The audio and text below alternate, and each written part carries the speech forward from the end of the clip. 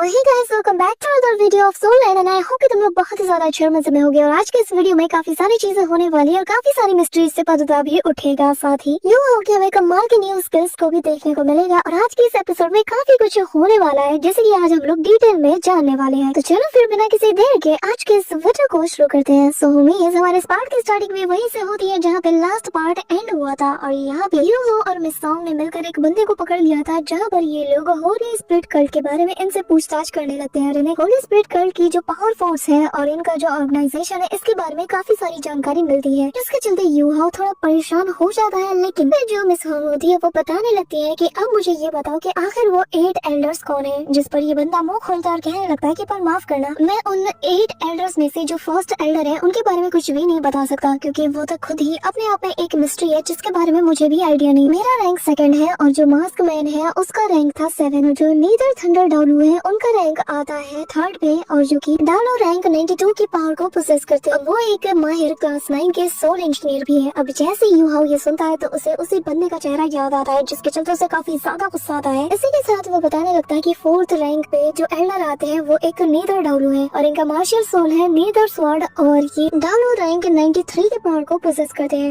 इस neither thunder का सुनते साथ ही जो यूहो है इसका तो खून खोल जाता है। वो कहने लगता है कि इससे आज मैं अपने सारा हिसाब किताब बराबर करके रहूंगा, आज मैं इसे छोड़ने नहीं वाला। अब यूहो यहाँ पर इनके 2 मेडल्स के बारे में पूछना शुरू कर देता है, जहाँ पर वो बताने लगता है कि जो फायर फिनिक्स डालू है वो इस वक्त बिजी है और जो डिप्टी लीडर है फेंगन उनके अंडर में वो ट्रेनिंग कर रही है। यहाँ पे हम देखते हैं कि जब उसे शाउट का पता चलता है तो यूहो को काफी बुरा लगता है। वो समझ आता है कि उसे वापस से पोजेस कर लिया गया होगा। ये बंदा बताने लगता है कि रही बात दूसरे मेडन की, यानी कि वही ब्लू सिल्वर मेडन, तो वो इस वक्त त्यानलिंग सिटी के आउटसाइड में जो मेन आर्मी कैंप है वहाँ पर मौजूद है। ये सुनकर यूहो समझ आता है कि टीचर शाओयाओ वहीं पर मौजूद है। और तभी ये बंदा कहने लगता है कि देखो, मुझे जो कुछ भी पता था मैंने तुम सबको बता दिया, अब प्लीज मुझे जाने दो। ये सुनकर यूहो कहने लगता है कि अब क्योंकि तुमने जेन्युइनली खुद को सरेंडर कर दिया है, तो अब जो मैं तुमसे करने जा रहा हूँ उम्मीद करता हूँ कि तुम इसके बारे में ज्यादा कुछ नहीं सोचोगे और चुपचाप मुझे ये करने दो। यूहो असल में अपने नेक्रोमेंसी की पावर का यूज करके सोल कंट्रोल करने की कोशिश करता है और वो यहाँ पर अपनी सोल कंट्रोलिंग फायर नाम की टेक्निक का यूज करता है, जिसे देखकर ये बंदा भी शॉक्ड था। और तभी हम देखते हैं कि जैसे ही उस फायर वॉल को वो उसकी तरफ थ्रो करता है, यहाँ पे हम देखते हैं कि इस बंदे के सिर में काफी ज्यादा पेन होने लगता है। और अगले ही पल यहाँ पर इस बंदे के अंदर सारी रेजिस्टेंट गायब हो जाती है और अभी यूहो से बताने लगता है कि हाँ तुम सही समझे। कि तभी वो बंदा छटपटाते हुए कहता है कि आखिर मेरे साथ ये क्या हो रहा है,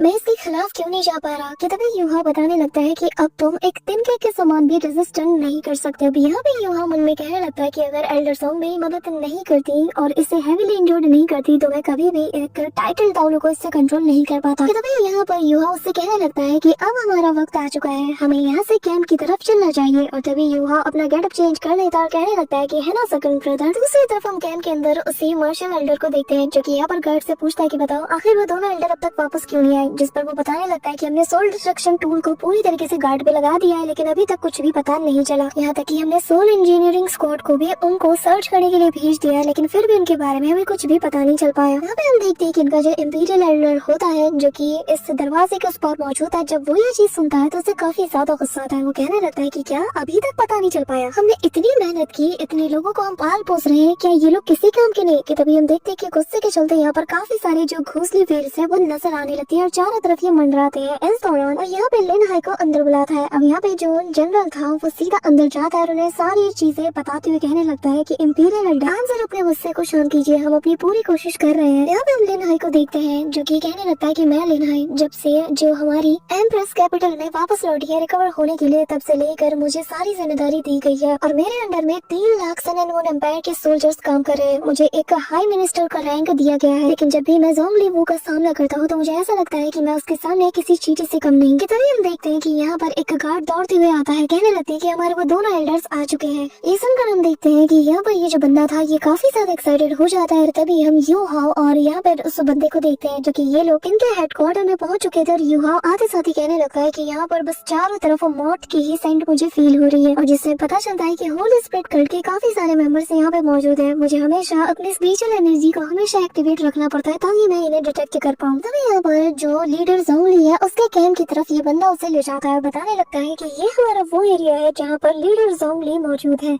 जिसके बाद वो बताने लगता है कि जो होली मेडियन का टेंट है वो हमारे जो लीडर हैं उनके टेंट के बिल्कुल पास नहीं मौजूद है। ये लोग आगे बढ़ ही रहे थे कि तभी पीछे से एक बंदा आकर बताने लगता है कि अच्छा हुआ आप दोनों आ गए, क्योंकि हमारे जो ज़ोंगली बू है उन्होंने यहाँ आपको समन किया है। अभी यहाँ पे ये सुनते साथ ही यूहाओ मन में कहने लगता है कि क्या हम पकड़े गए। यहाँ पर ये लोग सबसे पहले मार्शल के पास जाते हैं और यहाँ पर मार्शल लिनहाई के सामने जाकर उसे रिस्पेक्ट देते हैं और आसपास बाकी के एल्डर्स भी थे। यहाँ पे यूहाओ जैसे लिनहाई को देखता है, जिसके बारे में उसे पता चल चुका था कि ये सेनेट मून एम्पायर के 3 लाख से ज्यादा सोल्जर्स को कंट्रोल करता है, लेकिन आखिर ये सेकंड सीट पे क्यों बैठा है, यूहाओ को इसके बारे में कोई आइडिया नहीं। इस दौरान हम वू को देखते हैं जो कि इन्हें देखते साथ ही सवाल करता है और कहता है कि बताओ आखिर तुम दोनों को इतना टाइम क्यों लग गया। जिस पे यहाँ पे वो जो दूसरा बंदा था वो सारी एक्सप्लेनेशन दे देता है, जिसके बाद वो बताने लगता है कि जिस लड़के का सामना हमने किया वो असल में एक मेंटल टाइप का जो टाइटल दाउलू है उनके इक्वल है। भले ही वो एवरेज रहा हो, लेकिन उसकी जो स्पीड है वो काफी ज्यादा फास्ट थी और तो और उसके सेंसेस भी काफी ज्यादा तेज है। एक बार उसने हमें डिस्कवर कर लिया तो वो यहाँ से काफी तेजी से निकल गया। हमने उसे चेस करना चाहा, लेकिन इस लड़के के पास बैकअप भी था और चेस करते करते हम हेवनली सोल एम्पायर के कैंप एरिया के बहुत क्लोज पहुँच गए, लेकिन हमें लगा कि शायद इन लोगों ने हमारे लिए कोई जाल बिछा के रखा होगा, इसलिए हम वहाँ से वापस आ गए। अभी यहाँ पे हम देखते हैं कि वो बंदा आगे पूछता है कि बताओ आखिर तुमने वहाँ जाके क्या देखा।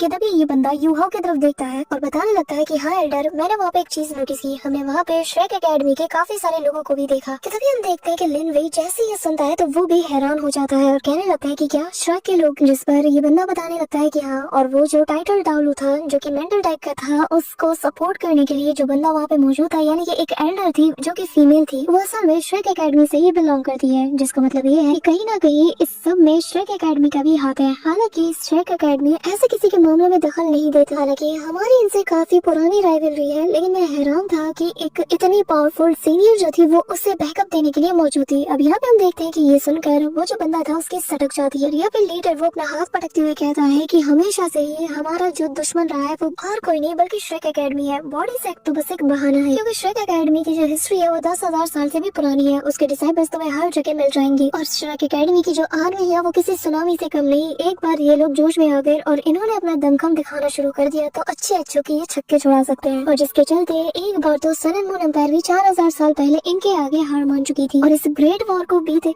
और इस वॉर को शुरू हुए काफी अरसा हो चुका है, लेकिन कभी भी श्रेक एकेडमी ने खुल के दोबारा से इसमें अपना हिस्सा नहीं लिया। लेकिन श्रेक एकेडमी सीक्रेटली हमेशा से ये जो वॉर चल रही है इसका हिस्सा रहा है। मैं अच्छे से जानता हूँ कि ये कहीं ना कहीं हर एक एम्पायर को बैकअप भी देता हुआ आया है। उनकी परछाई पहले हमें मिंगदू माउंटेन में दिखी थी और अब तो ये लोग तियानलिंग सिटी के फ्रंट लाइन के कितने करीब आ चुके हैं, और मुझे ऐसा लगता है कि ये जो सब कुछ हो रहा है इन सब के पीछे जो मास्टरमाइंड है वो और कोई नहीं बल्कि श्रेक एकेडमी से ही कोई होगा, या फिर पूरी की पूरी श्रेक एकेडमी ही यहाँ पे आ चुकी है। हमें थोड़ा सतर्क रहना होगा। अब यहाँ पे हम देखते हैं कि सभी लोग थोड़े पैनिक कर जाते हैं। तभी यहाँ पे जो लीडर वो है वो बताने लगता है कि जरा बताओ आखिर तुमने तब क्या देखा, क्या तुमने एग्जैक्टली देखा कि आखिर वो लोग कितने टाइप के और कितने मार्शल सोर्स का यूज कर रहे हैं। यहाँ पे जैसे ये सवाल से पूछा जाता है तो हम देखते हैं कि ये बंदा थोड़ा कतराता है, लेकिन फिर बताने लगता है कि मैंने क्लियरली तो नहीं देखा, लेकिन मैंने बस एक सोल को तो देखा था, और ये जो सोल था ये असल में सुपर डाउली से बिलोंग करता है। इसकी जो मार्शल सोल थी वो किसी गोल्डन फिनिक्स जैसा था और सच में वो बहुत ही ज्यादा पावरफुल थी। हम ही जानते कि आखिर हम कितने मुश्किल से उसके हाथों से बच के निकले हैं। वो सच में बहुत ही ज्यादा स्ट्रॉन्ग थी और इतने खतरनाक से एनिमी का बैकअप देना वाकई में हमारे लिए खतरे की बात है। जिसके बाद वो कहने लगता है कि हम दोनों ने तब बहुत सोचा और हम इसी कंक्लूजन पर निकले कि अगर हम 1-on-1 की फाइट करते हैं तो हम बिल्कुल भी नहीं जीत सकते, लेकिन अगर हम दोनों भी हाथ मिला ले तो भी हम उससे नहीं जीत पाते। अब यहाँ पे जैसे ही उस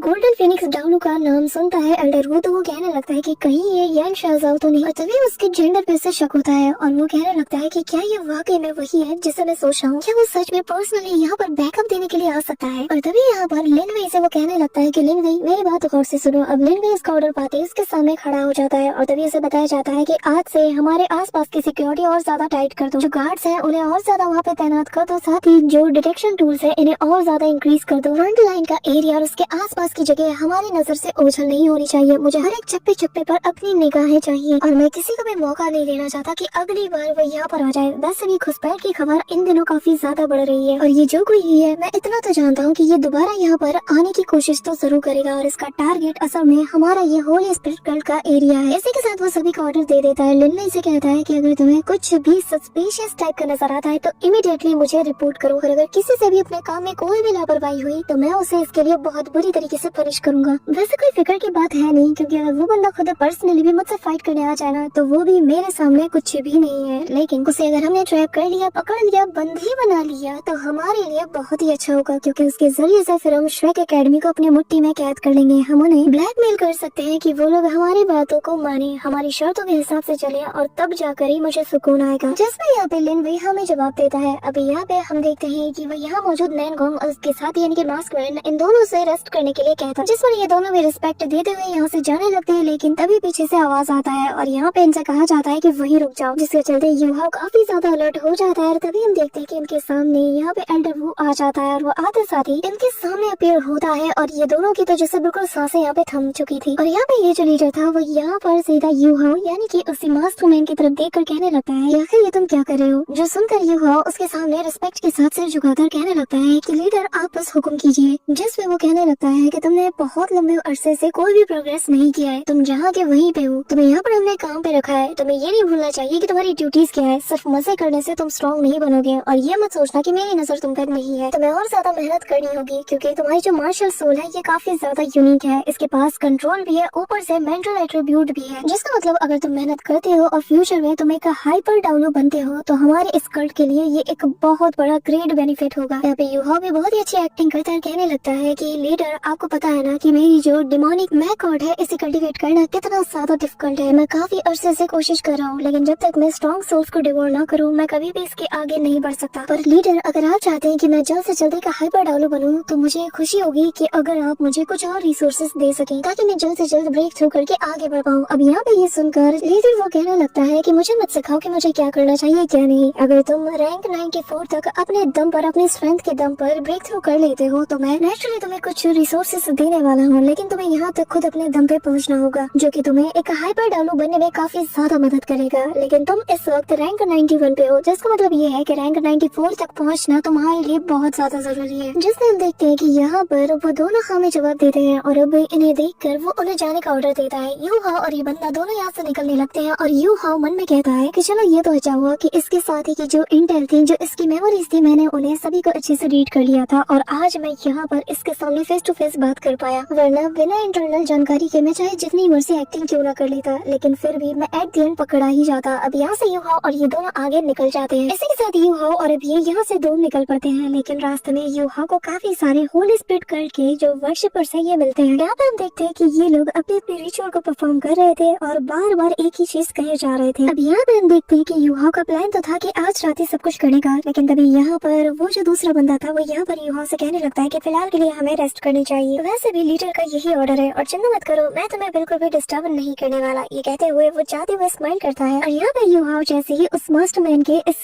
खेमे के अंदर आता है तो भाई साहब यहाँ का नजारा देखकर वो दंग जाता है। वो देखता है कि इसके बेड के ऊपर दो लेडीज मौजूद थी जो कि यहाँ पर उसे अपने पास बुला रही थी और बार बार उसे मास्टर कहते हुए कहने लगती है कि फाइनली आप आई थे। अब यहाँ पे हम देखते हैं कि यूहाओ की सटक जाती है। वो यहाँ पर इतना पावरफुल अटैक इन पे करता है कि इन्हें डरा के वो भगा देता है। कहने लगता है कि तुम दोनों अगर दोबारा मुझे यहाँ डिस्टर्ब करती हुई दिख गई तो मैं तुम्हें छोड़ूंगा नहीं, मुझे फोकस करना है, कल्टीवेट करके ब्रेक थ्रू करना है। अब हम देखते हैं कि वो दोनों लड़कियां डर के मारे यहाँ से चली जाती है और फिर यूहाओ उसके रूम को बहुत ही अच्छे से स्कैन करता है और हर एक चीज को बहुत क्लोजली वो ऑब्जर्व करता है। इसी के साथ यूहाओ जब यहाँ पे देख लेता है कि कोई भी खतरे वाली बात नहीं है और यहाँ पर कोई भी ऐसा स्पिरिचुअल डिटेक्शन टूल भी नहीं, तो यूहाओ अपनी नेक्रोमेंसी की पावर का यूज करते हुए अपने बाकी सारे दोस्तों के पास चला जाता है, जहाँ पे हम देखते हैं कि वो जो सुपर डाउलो थे वो भी यहाँ पर यूहाओ का ही बेसब्री से इंतजार कर रहे थे कि तभी यहाँ पर यूहाओ जैसे ही आता है सभी लोग उसे देखकर राहत की सांस लेते हैं और यहाँ पर ये लोग कहते हैं कि यार तुम्हारी ये पावर कमाल की है, ये जगह सच में बहुत ही ज्यादा अमेजिंग है। लेकिन कुछ भी कहो, यहाँ की जो डेथ हो रहा है ना ये बार बार मेरी गोल्डन फीनिक्स मार्शल सोल से क्लैश कर रहा है, जिसके चलते एक एक सेकंड मेरे लिए यहाँ पर किसी टॉर्चर जैसा है। यहाँ पे तभी एल्डर साहब उसके करीब आती है और कहने लगती है कि वो सब तो ठीक है लेकिन ये जो वहाँ पे जो आइस फेयर किंग मौजूद है जिसकी जो कल्टीवेशन लेवल है वो 2 लाख साल पुरानी है, ये भला तुम्हारी बात क्यों सुन रहा है? मुझे ये बात समझ नहीं आ रहा और मैं देख रही हूँ जब से हम यहाँ पे आए हैं ये बस खाए जा रहा है और हमें कुछ भी नहीं कर रहा है। जिस पे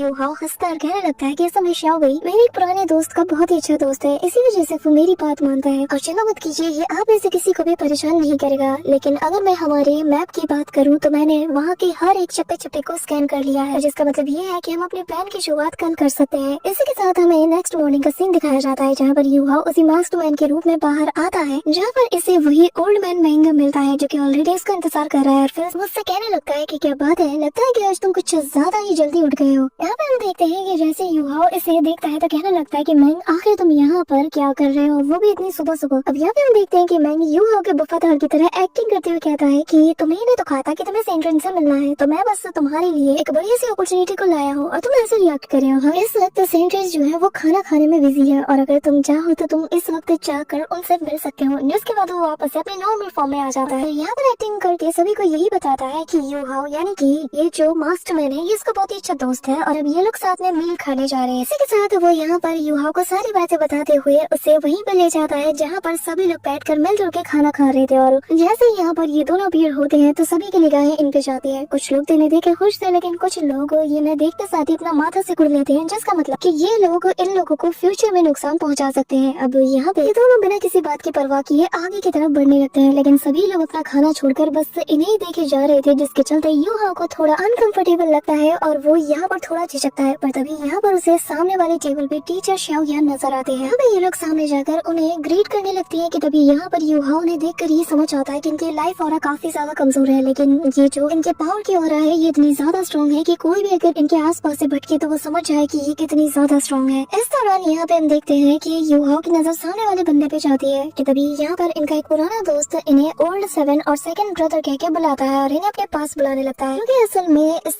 कल्ट का थर्ड एल्डर है। और यहाँ पर यू हाओ को देख के साथ ही गुस्सा आता है, लेकिन वो इन दोनों को देखकर कहता है कि तुम लोग आज यहाँ पर काफी जल्दी आ गए खाने के लिए। वो यहाँ इन दोनों को बुलाकर इन्हें बैठने की जगह भी देता है। ऐसा लग रहा है कि इन तीनों के बीच काफी अच्छा रिलेशन है और ये लोग एक साथ बैठ के खाना खाना शुरू करते हैं कि तभी थर्ड एल्डर यहाँ पर पूछने लगता है कि बताओ आखिर तुम्हारे लास्ट मिशन में ऐसा क्या हुआ, जिस पर ये बताने लगते हैं कि हम एक बंदे का पीछे कर रहे थे, लेकिन हमें पता चला कि उसे एक श्रेक एकेडमी का जो सुपर डायनो में से एक है वो यहाँ पर उन्हें बैकअप दे रहा है, जिसके चलते हमें वापस आना पड़ा। लेकिन इस बात से हम ये समझ गए कि श्रेक एकेडमी भी कहीं ना कहीं इन सब में इन्वॉल्व है। लीडर को हम इस बारे में आगाह कर चुके हैं और अब वो क्या फैसला लेते हैं सब कुछ इस पे डिपेंड करता है। यहाँ पे हम देखते हैं कि थर्ड एल्डर बात करते हुए अपने पैरों को टेबल के ऊपर रख लेता है कि आखिर उनका एक्सपीरियंस कैसा था। वही जो सुपर डायनो जिसकी बात तुम करे वो कौन था, जिसपे वो बताने लगता है कि मैंने ठीक से तो उसका नहीं देखा और ना ही मेरा कभी किसी ऐसे सुपर डायनो से पाला पड़ा है, लेकिन जहाँ तक उसका एक्सपीरियंस मैंने लीडर को बताया तो उनके अकॉर्डिंग ये कोई ऐसा सुपर डायनो है जिसकी जो मार्शल सोल है वो असल में एक गोल्डन फिनिक्स बर्ड है। अब ये लोग समझ आते हैं कि ऐसा सिर्फ यान शाओजी के पास है। वो कहने लगता है कि क्या वो यान शाओजी वाकई में वो बैकअप देने आया था, अगर वो यहाँ पे आया था तो ये तो बुरी खबर है। और फिर वो गुस्से के साथ कहता है कि जहाँ तक मैंने सुना है तो उसके अकॉर्डिंग वो असल में ड्रैगन गॉड मू का डिसाइपल है और जो कि काफी ज्यादा खतरनाक है, और मेरी मानो तो वो एक हाइपर डायनो से भी कई गुना ज्यादा खतरनाक है। अब यहाँ पर वो इनके करीब आकर इनके कंधे पे हाथ रखकर कहने लगता है कि वैसे तुम लोग लकी हो कि तुम लोग उनके जंगल से बच के निकल आए, लेकिन हाँ जो श्रेक एकेडमी के सुपर डायनोज हैं उनसे हमारा बैटल बहुत ही जल्द होने वाला है और इस चीज को कोई भी टाल नहीं सकता। और हमारी आर्मी भी कम नहीं, क्योंकि सन एंड मून एम्पायर के पास 5 बीस्ट रैंक के सोल इंजीनियर लीजेंड्स हैं और साथ ही हमारे पास लाखों की तादाद में सोल्जर्स भी हैं। और ये जो 5 सोल इंजीनियरिंग ग्रुप्स हैं इनका जो लीडर है वो खुद मैदान में उतर चुके हैं और अगर इनकी निगरानी में वो वापस यहाँ पे आने की कोशिश करता है ना तो मैं गारंटी के साथ कह सकता हूँ कि हम उसे भूल डालेंगे और यहाँ से कभी भी वो जिंदा और सही सलामत निकल ही नहीं सकता, यहाँ तक कि उसकी बॉडी भी यहाँ से जा नहीं सकती है। हम देखते हैं कि यू हाओ को तो इसके साथ अपने पुराने स्कोर को बराबर करना था, उससे बहुत ही ज्यादा गुस्सा आ रहा था कि तभी यहाँ पर हम देखते हैं कि वो जो ओल्ड मैन मैंग है जैसे कि ये सेकंड ब्रदर कह रहा था वो यहाँ पर माहौल को संभालते हुए कहने लगता है कि फिलहाल हमें खाने पे फोकस करना चाहिए। कि तभी यहाँ पर जो थर्ड एल्डर वो कहने लगता है कि वैसे ओल्ड 7 मैंने सुना कि कल रात तुमने अपनी दोनों कॉन्क्यूबाइंस को रूम से बाहर फेंकवा दिया, आखिर ऐसा मैंने क्या कर दिया यार, उनकी शक्ल भी ठीक ठाक है। जिसमें वो कहने लगता है कि असल में मुझे एल्डर ने खास तौर पे कहा था कि चाहे जो हो जाए मुझे अपने कल्टीवेशन पे फोकस करना है और मुझे जल्द से जल्द 94 रैंक पे ब्रेक थ्रू भी करना होगा, बस इसीलिए मैं अपने माइंड को डाइवर्ट नहीं करना चाहता। अब ये सुनकर सभी लोग हंसने लगते हैं कि तभी यहाँ पे वो कहने लगता है कि लेकिन तुम कभी कभी तो उनके साथ वक्त गुजार सकते हो। अब यहाँ पे ये सुनते साथ ही हम यू हाओ को देखते हैं जो कि इससे कहने लगता है कि वैसे मुझे याद आया कि जब तुम सनराइज सिटी के अंदर मौजूद थे तो तुमने जो अर्थ ड्रैगन सेक्ट की जो फीमेल सेक्ट मास्टर है उसे पूरी तरीके से ट्रैप करके इम्प्रिजन कर लिया है ना। अब यहाँ पे बेसिकली वो नैन क्यू की मदद की बात कर रहा है। अब ये सुनकर थर्ड एल्डर को गुस्सा आता है और वो कहने लगता है कि आखिर तुम्हें इस बारे में कैसे पता, जिसपे वो कहता है कि क्यों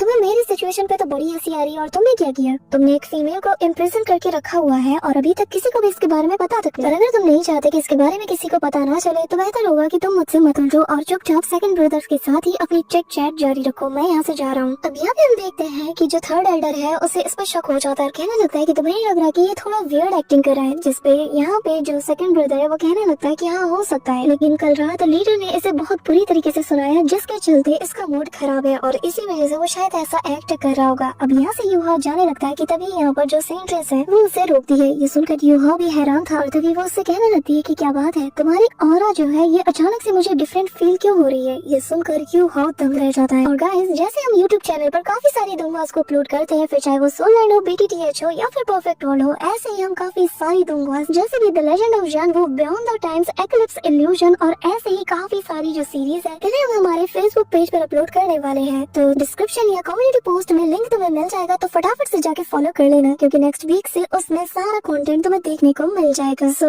that's it for today guys. I hope कि तुम सबको आज की वीडियो काफी ज्यादा पसंद आई होगी। अगर हाँ तो वीडियो को लाइक करना, चैनल पे नए हो तो सब्सक्राइब करना। तो मिलते हैं नेक्स्ट वीडियो में, तब तक के लिए बाय।